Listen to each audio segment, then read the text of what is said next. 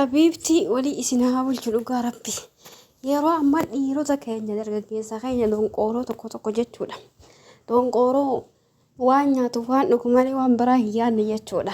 Gadhee takka jechuudha. Akka sakkuunaa miti garuu takka garuu bal'ataa jira. Vaayirasii sun bal'ataa jira jechuudha.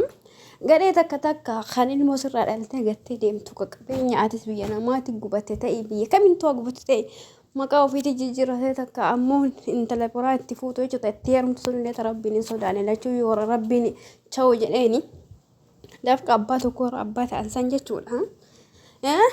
Uummata akkasii jechuudha. Uummata garee jechuudha. Garee uummata garee jechuu beektan uummata garaaf yaadu jechuudha. Garaachuuwwan jechuudha. Uummata akkasii sanirra abboo isuma akkana col darbe kana yoo ijaanillee dhaanii uumamti. Dhugaa isiniin jala ijoolleen keenya shamarranii warra bultii ijaarran. Gadhee tokko jechuudha. Gadhee tokko jala deemtanii jireenya isinitti cufe ofii jireenya gaarii jiraataa jireenya rahaa jiraataa jireenya isin dhabsiise jechuudha. Fuudhee jechuudha qabeenya keessan irratti fuudhee jireenya isin harkaa facaase waan qabda isin harkaa saame.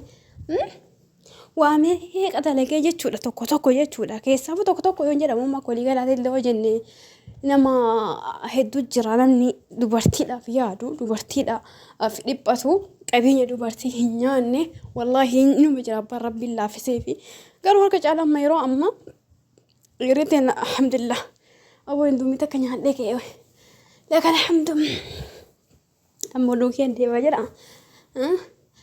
Tokko hin jira wallaahi yoo qarshii dubartii nyaate akka waan yaali ibidda nyaate rifatu jechuudha. Abbaan rabbiin onnee isaa kana keessa imaana kaa'e jechuudha. Akkasiisa rabbiin nu haa baay'isu. Akkasiisaniif jecha hundallee jechuun ulfaata garuu harka 95 yeroo ammaa dhiira nyaattiyyee qofa. Dhiirummaa isiitu ofitti hin beekne. Dhugaa rabbi.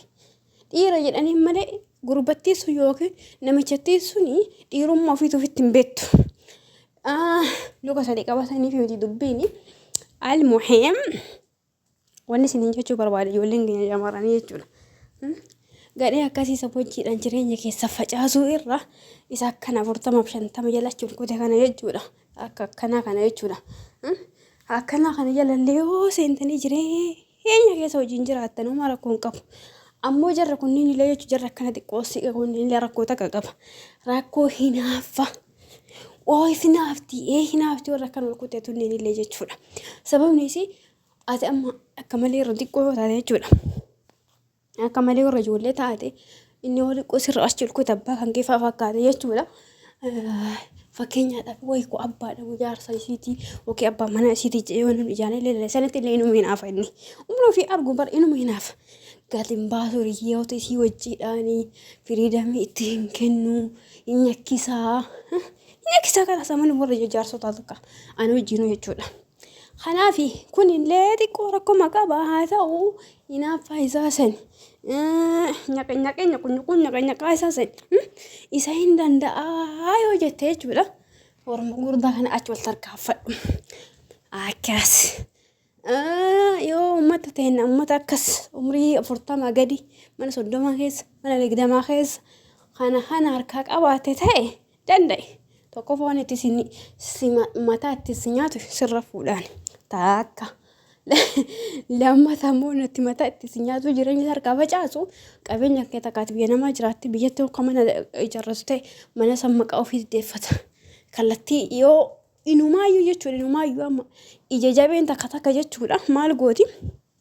Intala takka hin jedhanii wal jaalatanii qabeenyi isiin amma isa dura godhatte jechuudha kiyya jedhee warra dhaaluudhaaf ija faffacaasu jira jechuudha. Waa isa hin galchine jechuudha waa isa hin galchine wanuma isa hin galchine kana kiyya jedhee warra dhaalachuudhaaf takka ammoo jarri sunni addaan bahuudhaaf taate qabeenya san saamuudhaaf qabeenya san kallattii kamii harka galfachuudhaaf kanaannesu hin jira.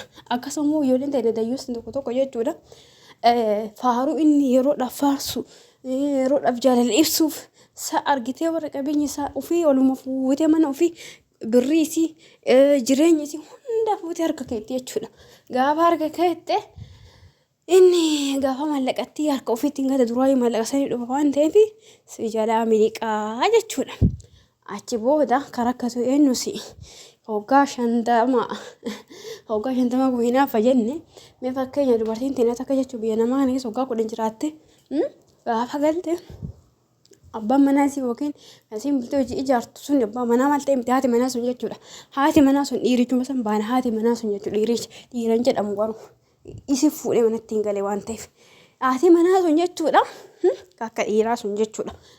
Inni suni yoo qabeenyu isii hunda harka deeffate malee maal goote gubata irraadhaan deebitee biyya namaa deemte jechuudha. Inni hiiku hin dhiisu rarraasee gara biraa deemtee heerumuudhaaf keessa Oromoo keenya keessatti hedduu ulfaata. Bultii takka keessaa banii bultii biraa ijaaruun akka namni keenya gara keenya keessaa kutaa keenya kutaa arsii kanatti hedduu jibbamaadha. Namni ijji waan san itti silaalan baay'ee fagoodha dhugaa rabbi baay'ee jechuudha. Rabbi nama haa laaffisu. Kanaaf irraallee hiikee hin hiiku qabeenyi isii sanillee fudhatee barbaadu siyyuu gadi dhiise isiillee gadi dhiisu akkana xaxee hambisa jechuudha. Akkana kun jechuun afaan Amaariffaatiin yoo amma afaan Amaariffaatiin isin ibsu jechuudha nama akkanaa kana jechuudha. Qabeenya keessa harkaa isaanii jireenya keessa harkaa facaasee niitii biraa qabeenya keetii sirra fuudhee sillee hin hiiku sillee si wajjinillee hin jiraatu akkana kun Amaariffaan maal jedhama Amaariffaanii dhiira osoo hin taane durba osoo hin taane bineensa waraabessa maal jedhama Amaariffaadhaan jechuudha akkasii jechuudha. Akkam Amaariffaatti isin hin beektan waan ta'eef nan beeka. Almuhim ijoolleen mana keessa deemaa odeessaa jiru walla jedhe arganima. Kanaafuu ijoolleen keenya shamarranii ganaa bultii ijaarrattanii kan akka nama tokkooti wanni isin dhaamu osoo bultii ijaarratanii duratti qoosaadha nama filadha. Kan nama filatu rabbuma. Ati bareedina fuulaa filatteetti dhaquu dandeetta. Namni tokko akka waan maatii isaa wajjin jiraatu ilma warra ebaluuti intala warra ebaluuti jedhanii wal faarsan.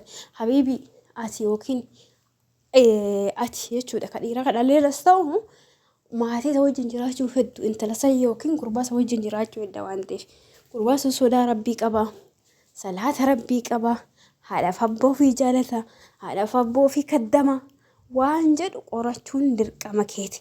Olma kaatee lubbuutii aannan lubbuu kaatee kennitee fi boruu lubbuu si keessaa baasu waan oolle.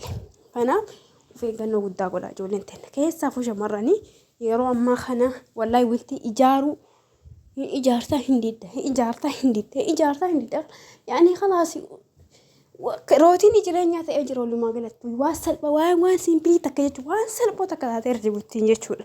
Bultiin kaleessa abbootii keenya akkanaa miti.